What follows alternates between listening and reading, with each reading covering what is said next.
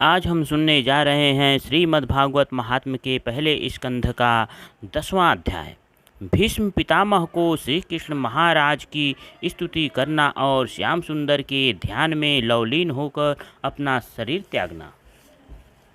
सूत जी ने शौनकादि ऋषीश्वरों से कहा कि भीष्म पितामह ने यह सब ज्ञान पांडवों और द्रौपदी आदि से कहकर चतुर्भुज रूप परमेश्वर का ध्यान अपने हृदय में रख लिया और श्री कृष्ण की तरफ देखकर बहुत स्तुति करके बोले, हे ज्योतिष स्वरूप पर ब्रह्म, आप केवल अपने भक्तों की इच्छा पूर्ण करने के वास्ते अवतार धारण करते हैं। जिस तरह आप दया की राह मेरे सामने बैठे हैं उसी तरह कृपा करके बैठे रहो, जिसमें प्राण छोड़ते समय तुम्हारे चरणों का ध्यान मेरे हृदय में बना रहे। आप सबसे पहले थे, वह महाप्रलय में भी तुम्हारा नाश न होकर आपकी माया से उत्पत्ति व पालन व नाश तीनों लोकों का होता है। वह आप उत्पन्न होने मरने से कुछ प्रयोजन न रखकर केवल पृथ्वी का भार उतारने व अधर्मी व दुष्टों को मारने के वास्ते अपनी इच्छा से अवतार लेते हैं। तुम्हारे अवतार लेने का यह कारण है कि जिसमें सांसारिक लोग आपकी सांवली सूरत मोहिनी मूरत का ध्यान जो सब गुणों से भरी है अपने हृदय में रखे, वह पापों से छूटकर भवसागर पार उतर जावें।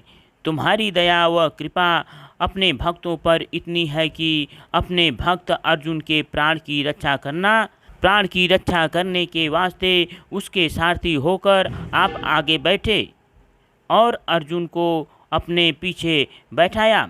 जिस समय मैं चोखे बाण अर्जुन पर चलाता था, उस समय काल भी उन बाणों के सामने होता तो भाग जाता। सो आपने अर्जुन की रक्षा करके उन तीरों से बचाया और उन बाणों के घाव अपने अंग पर उठाया। सो मेरे बाणों के घाव से तुम्हारी सांवली मूरत पर रक्त की छींटे मूंगे के समान ऐसे शोभायमान दिखलाई देते थे जिसकी शोभा वर्णन नहीं हो सकती।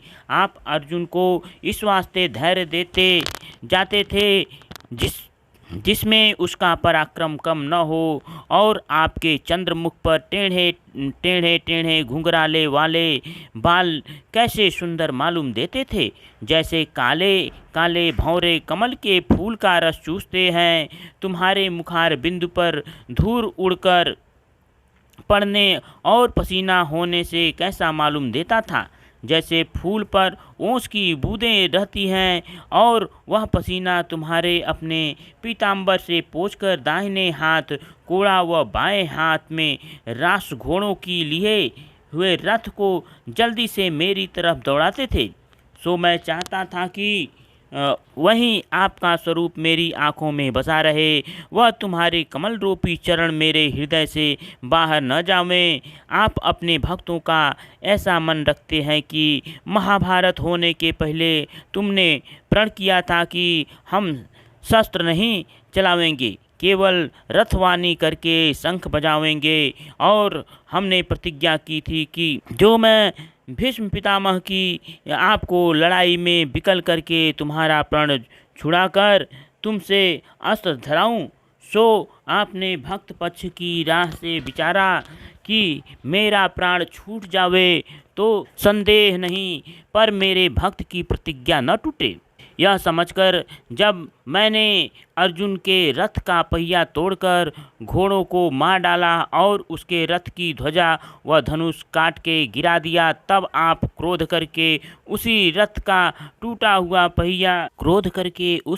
टूटा हुआ पहिया उठाकर मेरे मारने के वास्ते दौड़े। उस समय तुम कैसे सुंदर मालूम देते थे, जैसे श्याम घटा बिजली के साथ बड़े धूमधाम से चढ़े। दौड़ते समय तुम्हारा पीताम्बर ओढ़े थे पृथ्वी पर गिर पड़ा। उसके गिरने का यह कारण है कि जब आपने प्रतिज्ञा छोड़कर शस्त्र धरा, तब पृथ्वी यह समझकर मारे डर के कांपने लगी कि श्याम सुंदर ने मेरा भार उतारने के वास्ते अवतार लिया है, कहीं वह भी अपना प्राण न छोड़ देवे। पृथ्वी के हृदय की बात तुमने जानकर उसको धैर्य देने के वास्ते अपना पीताम्बर गिरा दिया कि तू मत डर।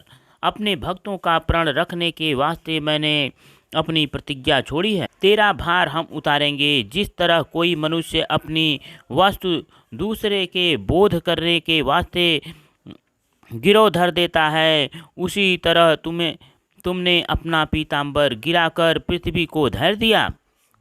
और जब मैं चाहता था कि सब सेना पांडवों की मारकर हटा दूं, तब तुम मेरे रथ के चारों तरफ आनकर अपने अनेक रूप दिखलाते थे, जिसमें मेरा चित्त घबरा जावे। जब मैं अनेक रूप देखने से विकल होकर यह नहीं समझता था कि इसमें कौन रूप सत्य और कौन रूप माया का है, तब फिर तुम अपने निज रूप से रहकर मेरे बहुत प्रशंसा करते थे। जब मैं उन बातों को समझता हूँ तब मुझे बड़ी लज्जा आती है और अपने को अपराधी समझकर आपके सामने अपना मुंह नहीं दिखलाने सकता। आप दयालु, अपने भक्तों को ज्ञान देकर उनका मनोरथ पूर्ण करने वाले, इसलिए तुमने जो मरने के निकट पहुंचा था बिना बुलाए आनकर अपना दर्शन दिया। नहीं तो मरते समय बड़े बड़े मुनि और ऋषीश्वर और ज्ञानियों को ध्यान में भी तुम्हारा दर्शन जल्दी नहीं मिलता। किस वास्ते कि अंत समय मनुष्य को इतना दुख होता है जितना कष्ट 60,000 बिच्छू के एक साथ डंस मारने से नहीं होता। इसलिए उस समय पीड़ा से मनुष्य अचेत होकर उसका विष ठिकाने नहीं रहता। उस समय तुम्हारी कृपा होने से जिसका ज्ञान बड़ा रहता है, वह आदमी तुम्हारे चरणों का ध्यान हृदय में रखकर भवसागर पार उतर जाता है। इसलिए मैं तुमसे यही चाहता हूँ कि यह स्वरूप आपका मेरी आँखों के भीतर बसकर तुम्हारे चरणों में मेरा मन लगा रहे। यह स्तुति करने के उपरांत भीष्म पितामह ने ज्योतिष रूप का ध्यान हृदय में रखकर श्याम सुंदर और सब ऋषीश्वरों और मुनीश्वरों को दंडवत करके अपनी आंखें बंद कर लिया और योगाभ्यास के साथ अपना तन छोड़कर बैकुंठ वास पाया। उस समय देवताओं ने आकाश से उन पर फूल की वर्षा की। 10वां अध्याय समाप्त।